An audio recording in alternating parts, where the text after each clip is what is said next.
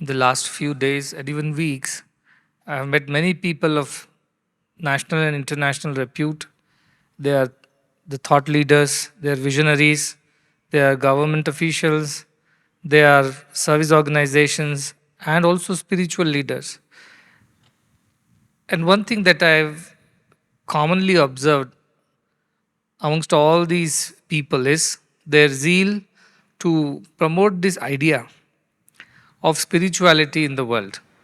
Even government people are saying, delegations from abroad who met, they also are saying, while most of the westernized side of the world, they developed countries have enough economic prosperity, yet there is lack of peace, lack of harmony, lack of satisfaction in the minds of people over there. And that is leading to some kind of unrest and so many other kinds of social and mental issues. And everybody is saying that the only way out of this mess is the Indian way, which is the spiritual fundamental foundation behind everything that we do. Vivekananda ji said, Swami Vivekananda, that there is much that East has to learn from the West and West has to learn from the East. In those days, you could imagine 100 years before, East, in the sense India and the Asia, was still under colonial rule and economic prosperity was not here. People were generally very poor, they were starving, and millions of people had nothing, no basic necessities even provided for them. The country had gone through that kind of a phase. Yet its spiritual strength never diminished.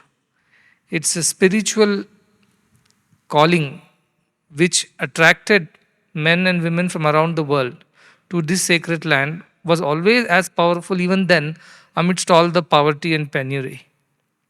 Because spirituality is independent of social, economic, or political situations of the country. Spirituality is a very inner thing. You can be poor, you can still be spiritual. You can be political or apolitical and yet be spiritual. You can be prosperous, yet be spiritual. Spirituality has no such conditions. It's an independent thing which you can always practice irrespective of your socio-economic or whatever conditions you are in. So Indian spirituality which believed in oneness of all.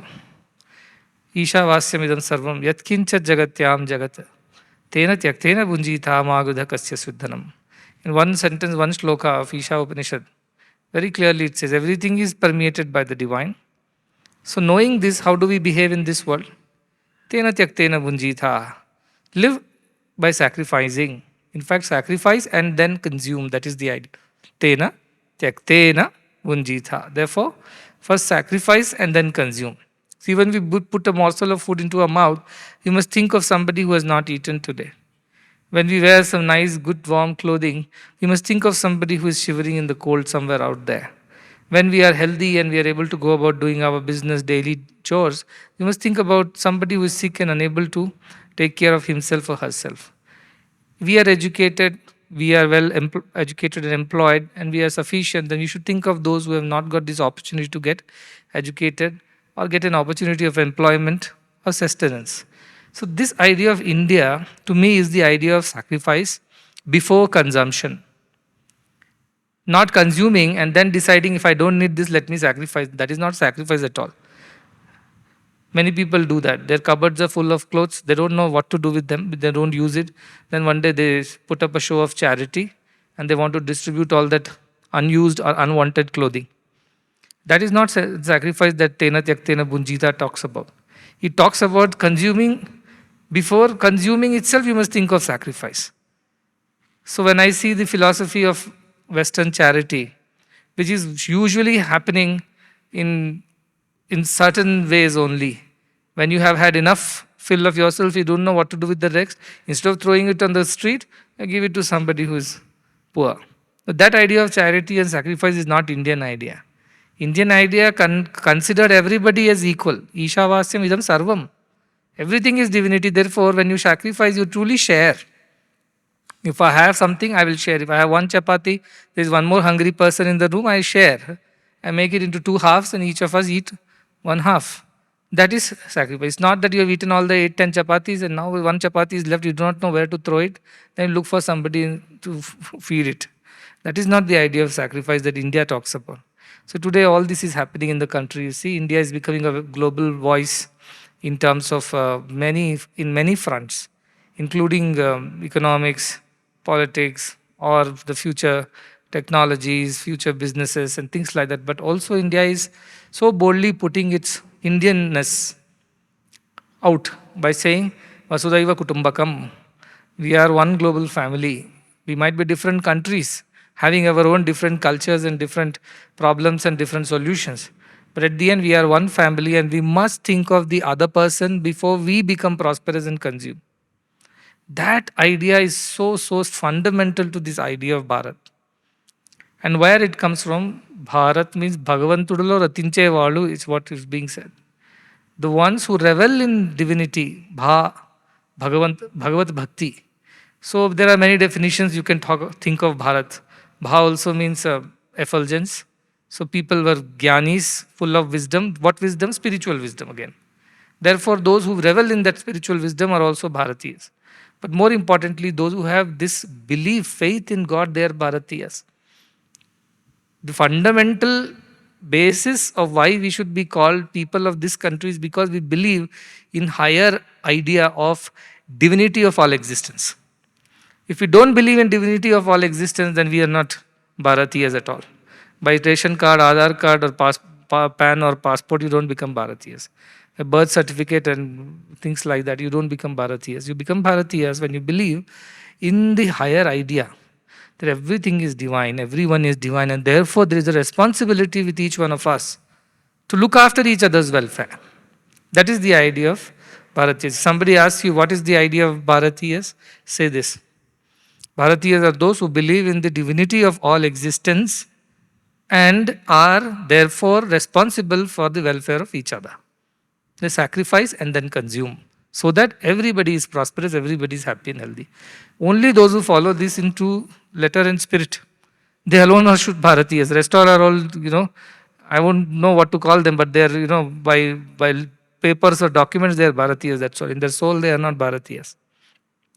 So we think of Bharat and what Narsimurti is saying. What are we trying to do with all of these children? We are trying to infuse this idea of Bharata in them, which believes in divinity of all existence. And which believes that because we know we are all divine, therefore there is a way to behave. Way of behave is to respect each other, to be concerned about each other, to care for each other, to share with each other, and above all, to work for each other's welfare. That is the idea of India. And I am so happy that the G20 meeting, which is just concluding, it is also talking about this idea of Vasudhaiva Kutumbakam. Today I met a very reputed people. They are from Netherlands. They were talking about, they said even to put this as the agenda for something as international as G20 and say that our agenda is that we are all one global family and we share our common future. This itself is quite bold and quite a stronger message. They will talk about other aspects, economic prosperity or sustainable development goals or other aspects, peace and harmony and things like that. But saying it so bold and clear, deriving it from the very ancient Upanishadic idea of Vasudhaiva Kutumbakam in Sanskrit and putting it out there for all to see and read, that's a very bold move, is what even people from the Netherlands were saying. But I felt so proud that we as Indians, this is what we are. This is what we are. We believe in this idea, and truly we believe, we just don't talk about it. We are not a national world organization which has an agenda and therefore it works towards that agenda. No, we are people who from ancient times believed in this idea of everybody being equal and one as a member of the same family. And therefore we have to look after each other. This is as simple as that. It can't get simpler than this. So I'm very glad that this idea is spreading. Almost 2 to 3 years ago, when we changed the motto of our mission, there were many mottos came and went. But one thing that I said is that now the real motto for the future of the world is one world, one family. That's how we chose Vasudhaiva Kutumbakam as the motto of the mission. And wherever I went around in the world, even last year when I was talking to people, so many of them were mesmerized. They were thrilled by listening to even these ideas that, oh, one country thinks that the whole world is one family. They did not have any clue that such a thing as Vasudhaiva Kutumbakam exists anywhere in the world. Because in their cultures it doesn't exist. So they were all thrilled. Some of them were very happy. They told me it's such a wonderful way of saying things. We are one family, and that says it all. Once you know we are a family, we know what to do with each other. You know, we know that we have to look after each other. We have to sacrifice for each other. We have to love and care for each other. That idea of India. So I met the minister, one minister of culture and things like that in Delhi. And I told, I think what we have to do is that we have to do some soul searching. We have to ask ourselves, what does it mean to be a Bharatiya? What does it mean to you? So we came to finally, after a long, an hour-long discussion on various things, from the ancient Upanishadic culture to the recent history of colonization to the new age, progress that we are undergoing, to the $5 trillion economy, to the beyond that. I said all that is fine, but let us ask ourselves, what do I understand when I say I am an Indian or I am a Bharatiya? What does it mean to me? We all should have a definition for ourselves, right? What does it mean? Not from the constitutional point of view. As an individual, I should have an understanding of who I am when I say I'm a Bharatiya. And that is the idea we said. So we thought that there should be a essay or something, all children of all age groups should write an essay, 1,000 words, saying what does it mean to be a Bharatiya. And that should kind of, of course there'll be competition and prize distribution, but the idea is to awaken the new generation to do some soul searching and find a definition for themselves about who they truly are when they call themselves as Bharatiyas. And of course, if we go by our definition, Bhagavantudu Ratincheva, those who believe in the divinity of our existence alone are Bharatiyas. After that, only everything else starts. Because Bharatavarsha was very, very wide, and it was not what it is today. It was far bigger than that. But over a period of time, many changes, political and other things happen. And so a certain geography is now called as Bharat. But the idea of Bharat is much wider than that, much broader than that. So has our next generation imbibed this value system or not? We have to do a reality check at this point in time. One core idea of being Bharatiya is those who believe in Bhagavan, that is divinity of all existence. And if you don't believe in divinity, you are an atheist and you are whatever, other than such a believer of oneness, then you cannot be Bharatiyas. And this is what this delegation was telling. In Western countries, which has become so prosperous, people are quitting religion because they're not able to find answers to the questions that are plaguing their minds. The youngsters are quitting religion. They are becoming atheists. They believe no religion. They write it very clearly. I'm not religious. I do not believe in any religion. Just a generation before, they've all subscribed to some religion or the other. But today they're quitting. I was talking, there are many churches, they were turning into hotels. So also there are many other religious institutions which are closing down for want of people. This I noticed when I would travel around the world, I noticed that. So why this is happening? Because the answers to their questions are not there in many of the philosophies of the world, which is there very much in Bharatiya system of thinking. Now you can again go back, do some souls, whether it is the invasion theories or colonization theories or whatever the religious theories.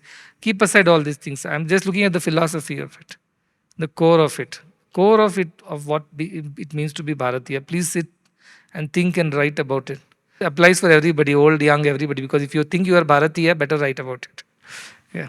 And even if you are not a Bharatiya from citizenship point of view, because there are many foreigners over here too, don't worry. If your soul believes in the divinity of all existence, you are a Bharatiya by all means. So don't have to worry about your citizenship. Write, because once you write, our ideas become clear. Writing is very important. Putting it on paper is very important, because the moment we do that, our thoughts become clear. Our articulation becomes clear, and our understanding of our own selves becomes clear. So diarizing or writing is very important, or typing, whichever way you want to put it down. So do that. Tomorrow I'm going to Sri Lanka for a week or less than a week. There is our hospital in Sri Lanka that you have heard about, which we built for the sake of those who have heart problems, but they did not have any facility for almost 200-kilometer radius from there, or by road if you travel this way or that way. There were no specialty hospitals for catering to heart diseases. For that reason, we built a hospital last year. Today, it has finished almost a year of service, and it went through its own ups and downs, being the condition that Sri Lanka is going through, economic crisis and other political crises and everything, and COVID crisis. Through all this, we have worked and built the hospital and functionalized it, and we are celebrating the first anniversary. And it has done more than 230 cardiac interventions and procedures in the last couple of months.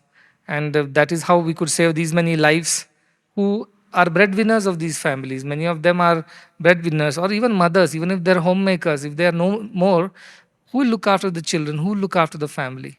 The society will fall into disarray because of lack of good parenting, lack of family values and family culture, because the head of the family is gone or the mother is no more. So I've heard such heart wrenching stories from Sri Lanka about how these people who cannot afford that because it's very expensive there we have been able to provide these services, and how each of these people have want to express their gratitude to us. That's this whole 1 year anniversary is all about. And again, why we should open a hospital in Sri Lanka? Because they are also a part of our family. Truly, we believe that their welfare is also our welfare. And unless they are happy, we cannot be happy. So, what nationally, we may be different countries. But as human family, we are one. And that is why there is a hospital in Sri Lanka. So, also in Fiji, Nigeria. I'm going in October to the United States of America, because there also, to the southern side, what we call the Delta region, there is a lot of poverty and deprivation. And especially the African American community, that is the one which actually suffers the most. So there we have come up with another small hospital, and that is also going to be opened. Why are we doing all these things? Vasudhaiva Kutumbakam, that is the only answer. Why are we interested in everybody's welfare? Because we are Bharatiyas. If we were some other people, we might not be interested in others' welfares. But we are Bharatiyas, therefore we are interested in the welfare of everybody. Sarve bhavantu sukhinah, sarve santu niramaya. That is our idea. So that idea we want to promote and propagate. But as I said, while we say this, we must show in action. See, philosophy is not going to help. If you go around preaching around the world, maybe it will transform a few people who are already ready. But for masses, this idea will not even seep into their psyche, because they don't see it in action. When I say I'm concerned about you, I must show that concern in some action. I must provide for what you don't have. Then I am really living that idea. So India's time is this. We have to live this idea of providing for the basic needs of those who do not have. Then we really, really live this idea of being Bharatiyas and Vasudhaiva Kutumbakam. And as India grows into an economic superpower also, this is the right time for us to do. But I am very afraid that in the race to become an economically prosperous nation, we should not forget our spiritual values. Otherwise, it will become a Western model of development where there is economic prosperity, but there is absolutely no happiness, no satisfaction, no moral and spiritual moorings. And people get distracted and deviated so quickly. That is what the discussion today was about with Netherlands team. They're a prosperous nation. At the same time, they have so many issues which are due to the lack of family values or social values or cultural values. This is what they're suffering from. And this is why India's role becomes even more important today. But if we just go and preach, nobody is going to believe us. So we must work. Through work, we must teach. See, as they say, actions speak louder than words. So actions have to follow. For that, India needs to be economically prosperous too, because only then we can help others. If we don't have enough, how can we share with others? So economically also you have to grow. It means good education, good healthcare, nutrition, infrastructure. All this is part of this development. See, if we had not landed on the south pole side of the moon, do you think we had the guts to go out and say that we are a superpower? Now it comes to space also, we have a standing. Very difficult to say. So we have to be successful in material terms also. If we are not successful in material terms, then we can't go and give spiritual discourses to anybody. Nobody will listen to us. Only when you show material progress and success would people sit up and take note of who you are. And once they notice you, then you can teach them what you want to teach them. That should be the way of India forward. Economically, we have to progress and prosper. Everybody should have enough in India for themselves and for their families. Yet, everybody is deeply, deeply interested in each other's welfare and the welfare of the whole world. That is the way India has to set a new model of development for the whole world, rooted in our spiritual culture, but externally extremely progressive in its approach. That is the country that we are trying to build, and for that, each one of you is so important. See, each one of you, the boys and girls, or people over here or anywhere else, all of you have to do very well in your studies. You have to also do very well in whatever pursuit that you follow, like music or dance or any art form or humanities, science. computers, medicine, whatever you're doing, you have to do it to your best. You should be a standard. You should be the example in that field. Only then you will have the authority to speak about great spiritual culture and service and other things. Otherwise, nobody will listen to it. When I was young, I had read the poem because I'm very interested in Hindi, and some people were surprised from this Baitak also that how do you know Hindi? So I told them I've studied in Hindi. Hindi I've studied as a student. So it's a beautiful stanza which comes, Shama Shobhati us bhujang ko, jiske paas garal ho, usko kya jo dantaheen vishay rahit vineet saral ho. What does it mean is that forgiveness suits only a poisonous snake which is capable of biting you, not a snake without fangs. It means what? Preaching spirituality suits only those who have also materially prosperous. Materially poor, unsuccessful in all your ventures, good for nothing, and go about talking about spirituality, nobody will give you any attention. So, time for India to teach spirituality. Why India has not been recognized for so many years in the past, whatever number of years we have been talking about spirituality? Because we were not materially, economically strong. But today, India is in a very advantageous position. We can be economically also very strong, materially progressive and prosperous, and then we also have the authority to go and talk about the ideas of Vasudhaiva Kutumbakam and Ishavasyam Idam Sarvam.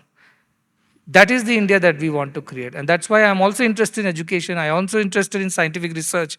I'm also interested in promoting excellence in every field of activity that we do. But at the same time, I'm also very interested in preaching the spirituality of our Indianness to the whole world. But without the first, the second will not hold water. That is why till date nobody paid attention to our spirituality. Because we didn't have economic progress. So everybody thought, oh, if you are too spiritual, you are not going to grow economically. You are not going to be financially sufficient. You are not going to be progressive and strong. But today we want to teach, no, you can be spiritual and also materially strong and prosperous. That is the country we want to create with all of you. A new model of development for the whole world. And that is what we are working on the grassroots levels in the rural India. That's where most of the children are. While other agencies are working at other levels also. So we have picked up the most difficult task, which is to cater to the rural India, where the need is high, but the service delivery is very poor and inefficient. So we want to strengthen India from the roots, from the rural India. These are all the discussions, so I'm just kind of repeating myself, whatever I've spoken in the last few days to many people. But the model of development for the new world order is this. Materially progressive, extremely successful in all our ventures, starting with Chandrayaan 3, but at the same time being very spiritual in our understanding and being concerned about each other's welfare. This is the kind of Indianness, Bharatiyata. This is the kind of world order that India should lead the world towards. And it lies not in my hand, not in his hands, it lies in your hands. If you do well in your academics, if you do well in whatever field of knowledge that you're pursuing, and really contribute to the world, at the same time be deeply rooted in this idea of service and spirituality, you have created a new world order. And that is the world order that we all want to see today. And that is possible in your time. And this is why you have a huge responsibility. And this is my main mission, how to help you become that. See? So this is what we are trying to do. The same thing today, we opened another block. And some people said, Swami, this is quite luxurious and nice for an ashram, And I told them, see, spirituality to me does not mean penury, poverty and, deprivation. To me, spirituality also means prosperity and convenience. I do not want to create a model of spirituality in line of extreme austerity. I want to say, yes, you are a doctor, you are a spiritual doctor. Do you mean to say if you're a spiritual doctor, you don't need the hospital, you don't need the equipment, you don't need the air conditioning in the OT? You can't say that, right? Because the delivery of service, the quality delivery requires the state-of-the-art facilities. You can be spiritual doctor, but does not mean that your hospital should look shabby and run down in the name of spirituality, in the name of austerity, in the name of minimalization and things like that. Similarly, you as a family, you're raising your kids over here, you are growing as a family over here. You should also have some material benefits and conveniences. I'm not saying excesses should be promoted. You don't get into the too much of excessive side of things. At the same time, I do not want our staff and our people to undergo a life of difficulty, and for every little thing they have to think twice. No, that's not the kind of world we want to create here. So I said, no, live happily, live comfortably, but at the same time, be deeply, deeply inclined towards sacrifice and service for the humanity. That's all I'm asking for. But now we also have staff who have families, who are senior people who have left their jobs outside. They're professors, they are the doctors, there are people from various management and other fields who have come and joined this mission. And they are contributing heavily to this mission because their professionalism, their experience that they bring, that is what is making this mission run so efficiently. They also need some certain basic physical material benefits and needs. So for that sake we have created one more block, nothing more than that. So spirituality should not be looked at from the through the lens of extreme austerity and let's say deprivation and whatever you call that, trying to be very, very modest. No, spirituality can also be prosperous. You can be a king Janaka also and be spiritual. So we need to create an India which is materially very, very progressive, very prosperous. Nobody is hungry. Nobody is bereft of any basic needs. At the same time, we are so deeply spiritually rooted. Vidyanagari, remember from Tripura Rahasya? That is the kind of India that we have to create. Everybody is progressive and prosperous. Even a saint for today, it is, of course, everybody uses, mobile phones and things like that. Even saints give discourses on Zoom. Can you say that now spirituality, don't touch phones and don't touch iPads and iPhones, these are all sacrilege? And that is not spirituality we're talking about. That's why this extreme austere model of spirituality is not going to work in today's times. It has to be a moderation model where, yes, some material benefits and greater idea of service and sacrifice. That is the model of spirituality that the next generation will subscribe to. So this is the idea of the Bharat that I think of, where we are very, very progressive and very prosperous materially, at the same time very rooted in our spiritual values, where anything that we gain is only for the sake of sharing with those who need it more than us. That's the basic idea. So you people have to lead the way. Most of the institutions in the world do not have this philosophy at all. In India, even though we belong to such a sacred land, most of the institutions don't have this idea at all. They're just aping the Western model of education and industry. They don't think deeply about who they truly are. That's why I said the first thing we should do is who we are. We call ourselves Bharatiyas. Define. Define what Bharatiya means to you. Then work on that definition. Live that definition. Align your thoughts, energies, actions, emotions around that definition of who Bharatiya you are. That is the idea of we have to do. This is a time for India. Next 25 years are very, very opportune times for India to set this new world order, to bring this change in the very thinking, in the very philosophy of how the world lives. And this is going to benefit everybody. And all will come to India to learn this. This is going to happen in the near future. But when they come to learn, we should be there to teach them, isn't it? They come here and look at what? They will come here and then they'll look at you. Look at these boys and girls, look at these professionals, look at these people in such positions, yet look at their spiritual depth and understanding, look at their concern for welfare of all, look at their sense of sacrifice and sharing. That is when the model starts. For that sake, I need all of you to practice this, and only that way we can preach the world. Without practicing, we cannot preach. So let us work towards building a country which will become a role model for the whole world. And that is the Vishwaguru, not the other. What Vishwaguru? Only spirituality cannot be Vishwaguru. Only material progress cannot be Vishwaguru. Material progress based on the fundamental spirituality is the Vishwaguru that Bharat should be. And for that, each one of you is to be a guru in your own might. That is, you should practice all these ideals of our country. So this mission's vision is very, very, very deep and very intense. I do not know how much time each one of you even spends after I give a discourse to ruminate over it and to digest what I have said. Because every sentence that I have spoken, I have thought about it over months. Because that is what I am. That is what I am made of. This is what my ideas are.